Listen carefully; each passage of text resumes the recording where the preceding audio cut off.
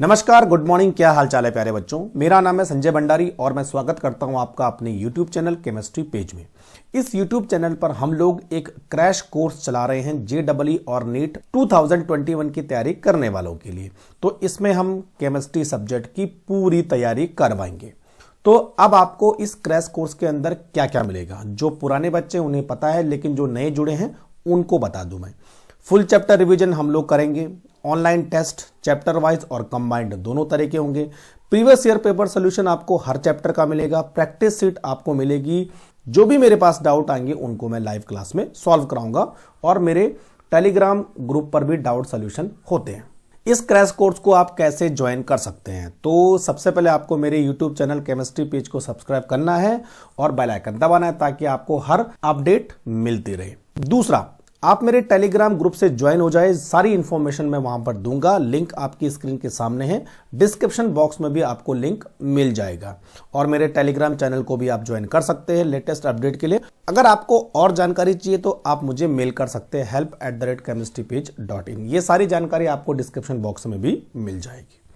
तो बच्चों, आज हमारे पास क्या होने वाला है? आज हमारे पास होने वाला है JEE में प्रीवियस ईयर पेपर सोल्यूशन करेंगे। मैंने यहां पर चैप्टर लिया है सॉलिड स्टेट, जिसमें 2 साल 2019 और 2020 में जितने भी क्वेश्चन पूछे गए उनका मैं यहां पर सोल्यूशन करवाने वाला हूं। तो चलो शुरू करते हैं। 10 सॉलिड स्टेट। तो सबसे पहला क्वेश्चन 2020 में। तो बच्चों चलो, क्वेश्चन नंबर 1 क्या पूछा है? X melt at low temperature and it is bad conductor of electricity in both liquid and solid state। तो X ढूंढना है आपको। तो दो चीजें आपको चाहिए, एक तो जिसका मेल्टिंग पॉइंट काफी लो हो। तो इन सब में देखा जाए तो सबसे लो मेल्टिंग पॉइंट होता है कार्बन टेट्रा क्लोराइड का। इसका बच्चों मेल्टिंग पॉइंट होता है -23 डिग्री सेंटीग्रेड। तो आंसर हो जाएगा कार्बन टेट्रा क्लोराइड। दूसरा, ये एक बैड कंडक्टर होता है लिक्विड और सॉलिड स्टेट में। तो कार्बन टेट्राक्लोराइड किस तरह का सॉलिड है? मॉलिक्यूलर सॉलिड है। और मॉलिक्यूलर सॉलिड क्या होते हैं? बैड कंडक्टर होते हैं इलेक्ट्रिसिटी के। तो आंसर हो जाएगा डी। अब क्वेश्चन नंबर 2 और 3 आपकी स्क्रीन के सामने। तो क्वेश्चन नंबर 2 क्या पूछ रहे हैं? Which of the following compound is likely to show both Frenkel as well as Schottky defect. दोनों डिफेक्ट करता है, किस टाइप का क्रिस्टल आपको ढूंढना है। तो बच्चों आंसर है AgBr, और ये मैंने वीडियो में भी बता रखा है। तो आंसर हो गया A. Question number 3, an element crystallize in a FCC unit cell और एज लेंथ ए दे रखी है। The distance between the centre of 2 nearest octahedral voids. 2 nearby octahedral void के बीच की डिस्टेंस आपको पता करनी है। तो सबसे पहले यह पता करना पड़ेगा कि FCC में ऑक्टाहेड्रल वॉइड्स कहां पर होते हैं। तो आपकी स्क्रीन के सामने एक डायग्राम है, देखिए। तो बच्चों FCC में जो ऑक्टाहेड्रल वॉइड्स होते हैं वो एज पर होते हैं, ठीक है।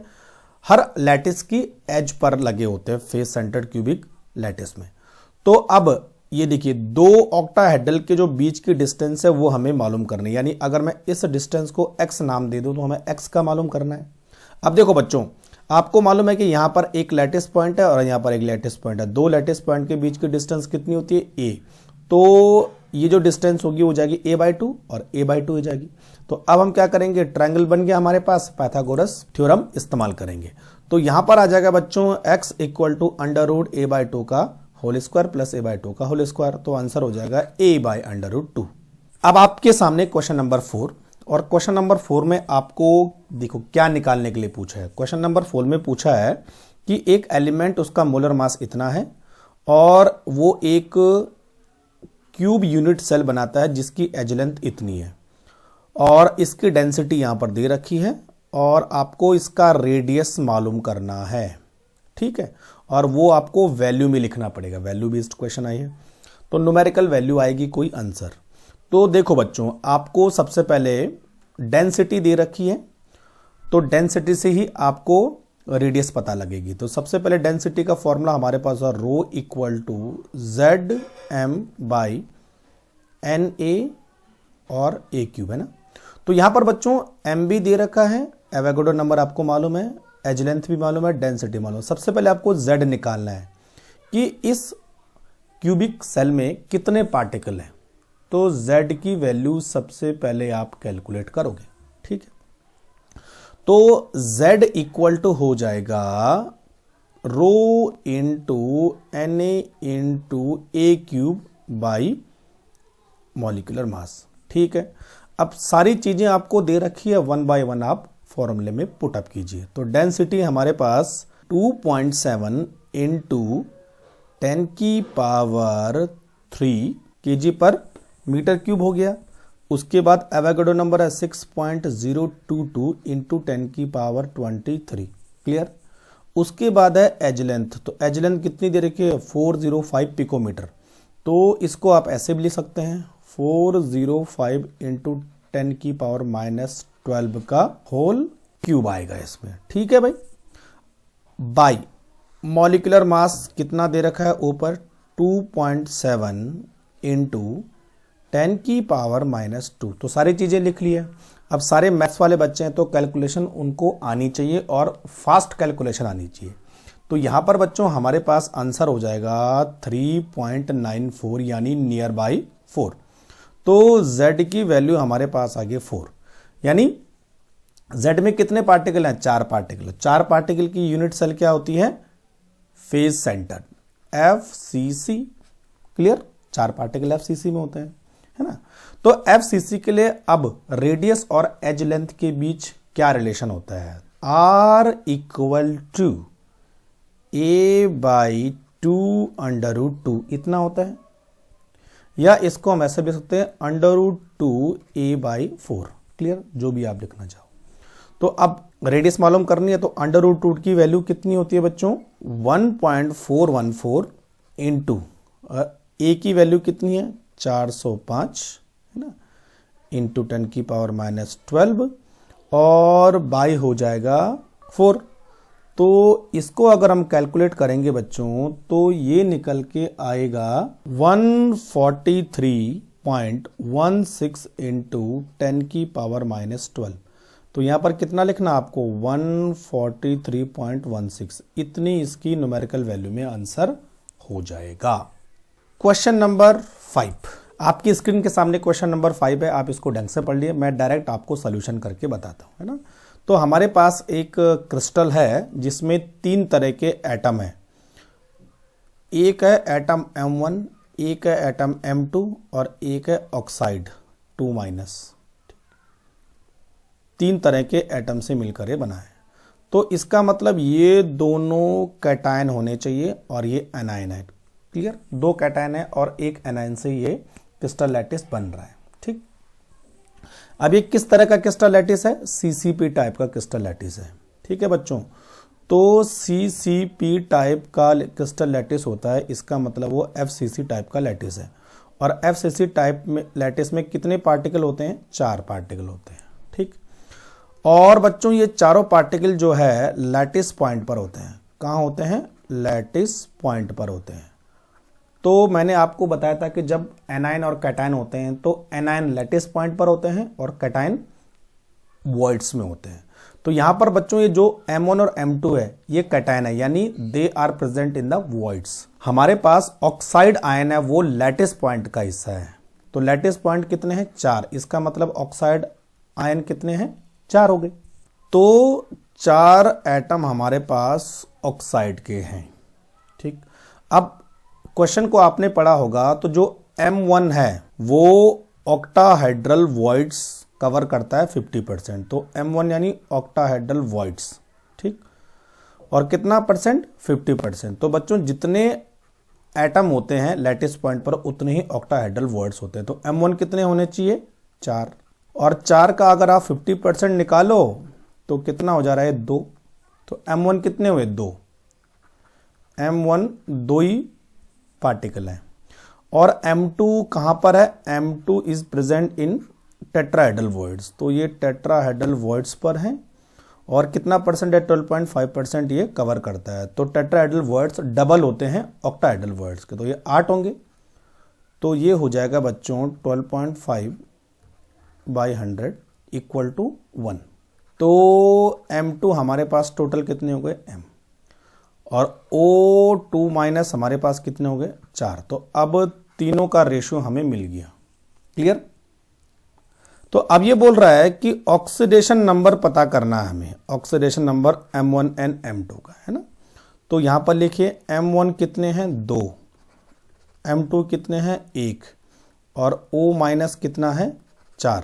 तो बच्चों इसमें टोटल नेगेटिव चार्ज कितना है 4 इंटू -2 इक्वल टू -8 है ना। तो इसका मतलब ये दोनों मिला के +8 होने चाहिए, तभी जाके न्यूट्रल मॉलिक्यूल बनेगा।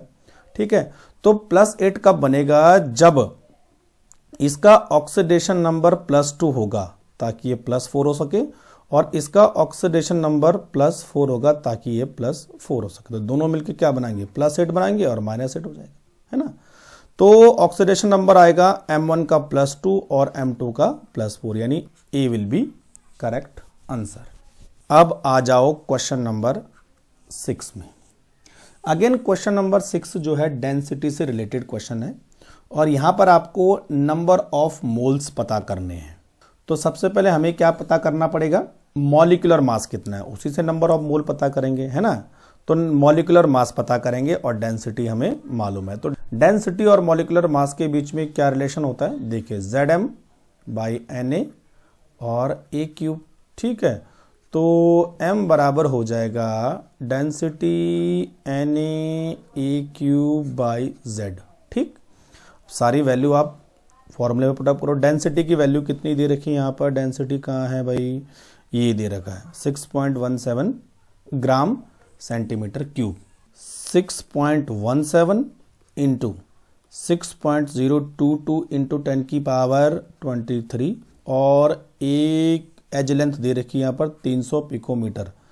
तो 300 इंटू 10⁻12 का क्यूब आ जाएगा बाई Z। तो बच्चों ये BCC है, बॉडी सेंटर क्यूबिक की, इसका मतलब Z इक्वल टू 2 होता है, तो 2 रख दो। अब आप इसको सॉल्व करोगे तो ये आने वाला है आपके पास 501 इंटू 10⁻⁻1, यानी ये हो जाएगा बच्चों 50.1। तो मॉलिक्यूलर मास कितना आ गया, लगभग 50 के बराबर आ गया। ठीक है, 50 ग्राम पर मोल मॉलिक्यूलर मास आ गया, है ना। तो अब नंबर ऑफ मोल निकालेंगे, नंबर ऑफ मोल्स। तो बच्चों ये हो जाएगा 200/50 Na, यानी 4 Na will be correct answer, C will be correct answer. ठीक है, क्वेश्चन नंबर 7। अब देखिए क्वेश्चन नंबर 7 आप अगर ढंग से पढ़ेंगे तो क्या पूछ रहा है, बहुत इजी है। The ratio of number of atom present in simple cubic, body centre and face centre. तो सिंपल क्यूबिक में कितने एटम होते हैं, सिंपल क्यूबिक में बताऊं 1 एटम होता है। ठीक है, BCC में कितने एटम होते हैं, 2 एटम होते हैं। ठीक है, और फेस सेंटर में कितने होते हैं, 4। तो 1 2 4। तो आंसर हो जाएगा बच्चों B will be correct answer. ठीक, अब आ जाओ question number 8। The one that is extensively used as piezoelectric material, और पाइजोइलेक्ट्रिक मटेरियल आपने P ब्लॉक में भी पढ़ा होगा, तो C यानी क्वार्ट्ज जो है पाइजोइलेक्ट्रिक मटेरियल की तरह काम करता है। पाइजोइलेक्ट्रिक मटेरियल वो सब्सटेंस होते हैं जिन पर प्रेशर करने से उनका इलेक्ट्रिकल कंडक्टिविटी चेंज होती है, तो वो क्वार्ट्ज होता है ना। तो C will be the correct answer. Question number 9 की तरफ बढ़ें। तो अगेन डेंसिटी से क्वेश्चन आ रहा है, डेंसिटी से बहुत सारे क्वेश्चन आए हैं, देखते हैं क्या पूछा है कि डेंसिटी दे रखी है और फेस सेंटर क्यूबिक लैटिस है, एज लेंथ दे रखा है, तो मोलर मास निकालना है। तो M equal to density into Avogadro number into A³/Z, यही है डेंसिटी और मोलर मास के बीच रिलेशन। ठीक है, तो डेंसिटी यहां पर दे रखी है बच्चों 9 इंटू 10⁻³ और एवोगाड्रो नंबर 6.022 इंटू 10⁻23 और उसके बाद है एज लेंथ 200√2 इंटू 10⁻⁻12 का क्यूब हो जाएगा। ठीक है, तो यहां पर आप अच्छा बाई भी लगाना है, by FCC face centred cubic है, फेस सेंटर्ड में कितने होते हैं टोटल 4। तो अब बच्चों यहां पर जो हमारा मोलर मास है वो निकल के आ जाएगा 305.4 इंटू 10⁻⁻4। ठीक, और इसको अगर आप सॉल्व करोगे तो ये हो जाएगा 0.0305 kg पर मोल। तो बच्चों आंसर हो जाएगा हमारे पास सी विल बी करेक्ट आंसर। ठीक है, अब आ गया क्वेश्चन नंबर 10। क्या पूछा देखो, radius of largest sphere which fit properly at the centre of edge of the body centre cubic cell is. तो यहां पर देखिए बच्चों, जो क्रिस्टल लैटिस हमारे पास वो किस टाइप का है, बीसीसी टाइप का क्रिस्टल लैटिस है। तो बीसीसी में नंबर ऑफ पार्टिकल कितने होते हैं, 2। ठीक है, और बीसीसी में एज लेंथ और रेडियस के बीच क्या रिलेशन होता है, आर इक्वल टू √3a/4। ठीक है, ये रिलेशन होता है। अब देखो बच्चों, यहां पर लार्जेस्ट स्फीयर की बात हो रही है ना, उसका रेडियस है। तो यहां पर जो हम बात करेंगे वो करेंगे एम्प्टी स्पेस एट एज, वो होता है बच्चों a-2r। क्लियर, तो r की वैल्यू हमारे पास आई रखी है, तो ये हो जाएगा a-√3a/2। क्लियर, और ये हो गया बच्चों डायामीटर ऑफ स्फीयर, है ना, उस स्फीयर का डायामीटर हो गया है। तो अब हमारे पास उस स्फीयर का रेडियस क्या हो जाएगा, a-√3a/2/2। ये हमारे पास रेडियस हो गया। तो बच्चों इसको अगर आप सॉल्व करोगे तो ये निकल के आ जाएगा 2 - √3/4a, और इसको सॉल्व करोगे तो ये निकल के आ जाएगा 0.067a। तो बच्चों आंसर हो जाएगा हमारे पास D will be the correct answer. ठीक, क्वेश्चन नंबर 11। तो यहां पर एक कंपाउंड का फॉर्मूला दे रखा है A2B3, और जो HCP टाइप का लैटिस बना रहा है। तो यहां पर टेट्राहेड्रल का फ्रैक्शन क्या होने वाला है और HCP लैटिस में कौन रहेगा। ठीक है, तो देखिए बच्चों, हमारे पास है A2B3, तो इसका मतलब ये कैटायन है और ये एनायन है। ठीक है, हमेशा एनायन लैटिस का पार्ट होते हैं, और जो कैटायन होते हैं वो कहाँ होते हैं बच्चों, वॉइड्स में होते हैं। ठीक है, तो यहाँ पर ये टेट्राहेड्रल वॉइड्स की बात कर रहा है।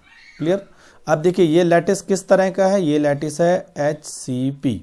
ठीक है, तो इसका मतलब इसमें टोटल पार्टिकल कितने होने वाले हैं, टोटल पार्टिकल होने वाले हैं 6 एटम यहाँ पर होने वाले हैं। ठीक है, तो इसका मतलब जो B है वो HCP लैटिस का पार्ट है, तो A और B आंसर नहीं हो सकता है ना। HCP लैटिस B टाइप का आइटम बनाएगा जो कि एनायन है। और अगर मैं HCP लैटिस की बात करूं तो टोटल टेट्राहेड्रल वॉइड्स यहां पर होने वाले हैं 12 वॉइड्स। तो बच्चों अगर A2B3 में दोनों एटम का रेशो देखा जाए तो इसको हम ऐसे भी लिख सकते हैं A4B6। तो B अगर 6 होंगे तो A कितने होंगे, केवल 4 होंगे। तो अब देखो हमें A का रेशो निकालना है, तो A कितने हैं, टोटल 4 है, तो 4 = 1/12 है ना। तो ये हो जाएगा बच्चों 1/3। तो जो हमारे पास A है वो 1/3 है और B है वो HCP लैटिस का पार्ट है, यानी D will be the correct answer. D वाला हमारे पास करेक्ट आंसर होगा। चलो आ जाओ क्वेश्चन नंबर 12 पर। अगेन डेंसिटी से रिलेटेड क्वेश्चन है। क्या पूछा है देखिए कि 100 डिग्री सेंटीग्रेड पर जो कॉपर है वो FCC टाइप का स्ट्रक्चर है, और यहां पर सेल की एज लेंथ x एंगस्ट्रॉन दे रखी है और डेंसिटी निकालनी है हमें। तो डेंसिटी का फॉर्मूला है ρ = Zm/एवोगाड्रो नंबर n/a³। ये हुआ। ठीक, अब देखो यहां पर है फेज सेंटर क्यूबिक लैटिस, यानी जो Z है वो होने वाला है 4। ठीक है, क्लियर, और मॉलिक्यूलर मास भी दे रखा है। तो density equal to 4 × 63.55 by 6.022 × 10⁻23 into, और x एंगस्ट्रॉन है तो x × 10⁻⁻10 का हो जाएगा क्यूब। ठीक है, और जब आप इसे सॉल्व करोगे तो बच्चों ये निकल के आ जाएगा 422 बाई एक्स क्यूब। तो यानी आंसर हो जाएगा D will be correct answer. ठीक है, अब आ जाओ क्वेश्चन नंबर 13 पर। तो क्या पूछा है, which primitive unit cell has unequal edge length and all axial angle different from 90। तो बच्चों ये होता है ट्राइक्लिनिक सिस्टम सबसे ज्यादा अनसिमेट्रिकल होता है, जिसमें एज लेंथ भी अलग होती है और एक्सियल एंगल भी अलग होते हैं। तो बच्चों आंसर हो जाएगा ए। चलिए नेक्स्ट है क्वेश्चन नंबर 14। यहां पर पूछा है एक एलिमेंट है बी जो कि लैटिस का पार्ट है, और उसके बाद है दूसरा एलिमेंट ए जो कि ऑक्टाहेड्रल वॉइड्स में फिलअप हो रहा है, और एक और एलिमेंट है ऑक्सीजन जो कि टेट्राहेड्रल वॉइड्स में फिलअप हो रहा है। तो इसका हमें फॉर्मूला पता करना है। ठीक, तो बी लैटिस में है और ए और ओ ऑक्टाहेड्रल एंड टेट्राहेड्रल वॉइड्स में है। तो सबसे पहले बात करते हैं किस टाइप का स्ट्रक्चर है बच्चों, ये CCP टाइप का स्ट्रक्चर है, यानी FCC लैटिस बनाएगा। तो टोटल नंबर ऑफ पार्टिकल कितने होंगे, 4। तो बी जो है 4 है क्योंकि बी लैटिस पर है। क्लियर, तो इसका मतलब जो ऑक्टाहेड्रल वर्ड्स में जितने पार्टिकल हैं वो लैटिस के बराबर हो जाएंगे और टेट्राहेड्रल वर्ड्स में पार्टिकल डबल हो जाएंगे। ये तो हुआ क्लियर। तो अब देखो बच्चों, जो हमारे पास ए है वो ऑक्टाहेड्रल वर्ड्स में हाफ फिलअप होता है। तो हाफ मतलब 50%, तो 4 × 50%, तो ये हो जाएगा बच्चों 2। क्लियर, और जो हमारे पास ऑक्सीजन है वो कंप्लीटली एक्टाहेड्रल वॉइड्स को फिलअप करते हैं, तो ये 100% हो जाएगा, यानी ये 80 रहेगा। तो अब जो हमारे पास रेशियो आया वो आया 4:2:8। किस किस का आया, बी, ए और ओ का। और इसको बच्चों अगर हम सिंप्लीफाई करें तो 2:1:4 ऐसा आएगा सिंप्लीफाई करके, यानी बी, ए और ओ। ठीक है, तो ए हो जाएगा हमारे पास 1, बी हो जाएगा 2, ओ हो जाएगा 4, AB2O4, AB2O4, यानी B will be correct answer. ये बी वाला है ना, ये बी वाला करेक्ट आंसर होगा। क्लियर। क्वेश्चन नंबर 15 पर आ जाइए। क्वेश्चन नंबर 15 क्या बोल रहा है, एक एलिमेंट जो FCC लैटिस बना रहा है उसकी एज लेंथ ए है, तो डिस्टेंस पता करनी है 2 नियर बाई टेट्राहेड्रल वॉइड्स की। तो बच्चों ये डायग्राम आपके सामने है, ये एक FCC टाइप का लैटिस है। टोटल यहां पर 8 स्मॉल क्यूब है। तो बच्चों जो टेट्राहेड्रल वॉइड्स होगा वो हर क्यूब के सेंटर में होगा। देखो एक यहां पर, एक यहां पर, हर क्यूब के सेंटर में होगा। तो total 8 octahedral voids, 8 tetrahedral voids यहां पर पाए जाएंगे। ठीक है, अब देखिए यहां पर एक पार्टिकल से और दूसरे पार्टिकल के बीच की डिस्टेंस कितनी होती है, a, और वहां पर 2 टेट्राहेड्रल वॉइड्स हैं। तो इस पार्टिकल की टेट्राहेड्रल वॉइड्स के बीच की डिस्टेंस कितनी होगी, a/4। दिख रहा है जैसे आपको ना, a/4, और 2 टेट्राहेड्रल के बीच की डिस्टेंस कितनी होगी, a/2। तो कुल मिला के आप जो है 2 टेट्राहेड्रल वॉइड्स की डिस्टेंस देखोगे तो नियर बाय कितनी आती है, a/2। तो बच्चों आंसर हो जाएगा C, a/2। चलिए बच्चों नेक्स्ट हमारे पास है क्वेश्चन नंबर 16। यहां पर 2 क्रिस्टल हैं, सॉलिड 1 एंड सॉलिड 2। तो दोनों ही बॉडी सेंटर क्यूबिक है क्योंकि बिल्कुल सेंटर में एक पार्टिकल है। सॉलिड 1 के सेंटर में ए पार्टिकल है, सॉलिड 2 के सेंटर में बी पार्टिकल है। अब ये बोल रहे हैं कि जो एटम बी है उसका रेडियस एटम ए से डबल है। पहले ये पता करो, जो रेडियस बी है is double then radius of A, है ना। क्लियर, तो इसको आप ऐसा लिख सकते हैं 2RB = RA। ये तो हुआ। अब हमें पैकिंग एफिशिएंसी ऑफ सॉलिड 2 ये पता करना है। ठीक है, तो सॉलिड 2 की पैकिंग एफिशिएंसी कैसे पता करेंगे, तो पैकिंग एफिशिएंसी का फॉर्मूला क्या है, वॉल्यूम ऑफ एटम, ठीक है, by volume of unit cell into 100। और इसको आप सिंप्लीफाई करेंगे तो n × 4/100 3 pi r cube by a cube into 100। ठीक है, तो अब हमें सबसे पहले क्या निकालना है, देखो अगर हम जो कॉर्नर के एटम है उनकी रेडियस को अगर हम a मानते हैं तो जो सेंटर एटम है उसकी रेडियस क्या हो जाएगी बच्चों 2r, ये तो हो जाएगी क्योंकि रेडियस डबल है। ठीक, तो हमारे पास वॉल्यूम ऑफ एटम निकालना है हमें, वॉल्यूम ऑफ एटम्स। ठीक है, तो टोटल हमारे पास ये FCC है तो एटम्स कितने होंगे, 2 एटम होंगे, एक 1 और एक 1, 2 एटम होंगे, है ना। तो दोनों एटम का पहले वॉल्यूम निकालते हैं। तो बच्चों जो एटम 1 है उसके लिए वॉल्यूम क्या होगा 4/3 पाई आर क्यूब, और जो एटम 2 है जो सेंटर में एटम है उसके लिए वॉल्यूम क्या होगा 4/3 पाई 2r क्यूब। देखो क्योंकि डबल रेडियस है उसका, तो इसको अगर आप कैलकुलेट करोगे तो ये हो जाएगा 12 पाई आर क्यूब, है ना। तो ये हमारे पास दोनों एटम का वॉल्यूम आ गया है। अब बच्चों हमें वॉल्यूम ऑफ यूनिट सेल पता करनी है। ठीक, तो यानी ए क्यूब पता करना है। तो जो FCC है उसके लिए रेडियस और एज लेंथ के बीच क्या रिलेशन है, √3a = 4r, ऐसा होता है। ठीक, ये हो जाएगा √3a = 4r, मतलब 2 एटम है तो एक की रेडियस है 2r और दूसरे की रेडियस है 2 × 2r, दो अलग अलग एटम है ना, एक एटम की रेडियस और दूसरे एटम की रेडियस, है ना। तो बच्चों ये टोटल निकल के आ जाएगा √3a = 6r। ठीक, तो a हो जाएगा यहां पर 6r बाई √3, है ना। तो अब दोनों चीजें हमें मालूम चल गई, ए भी मालूम चल गया और दोनों एटम का वॉल्यूम भी मालूम चल गया। तो packing efficiency equal to volume of 2 atoms, तो वो कितना था 12 पाई आर क्यूब, और वॉल्यूम ऑफ क्यूब A3, तो A हमारे पास कितना है 6r बाई √3 का क्यूब हो जाएगा।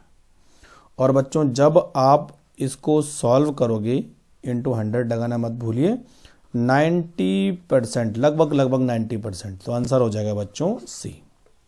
क्लियर। तो इस तरह से हम सॉलिड स्टेट का 2019 और 2020 के सारे क्वेश्चन लगा दिए हैं। अगर आपको बच्चों कोई चीज मुझसे पूछनी है तो आप मेरे टेलीग्राम ग्रुप का इस्तेमाल कर सकते हो, लिंक डिस्क्रिप्शन में दे रखा है। और किसी चैप्टर को आप किस तरह से पढ़ोगे ये मैंने वीडियो में बता रखा है। तो डाउट पूछने के लिए टेलीग्राम ग्रुप का इस्तेमाल कीजिए, प्रैक्टिस सीट डाउनलोड कीजिए, और अगर आपको ऑनलाइन टेस्ट देना है तो आप टेलीग्राम ग्रुप पर आकर मेल कर सकते हैं। तो सारी चीजें आपको डिस्क्रिप्शन बॉक्स में मिल जाएंगी। Thank you very much.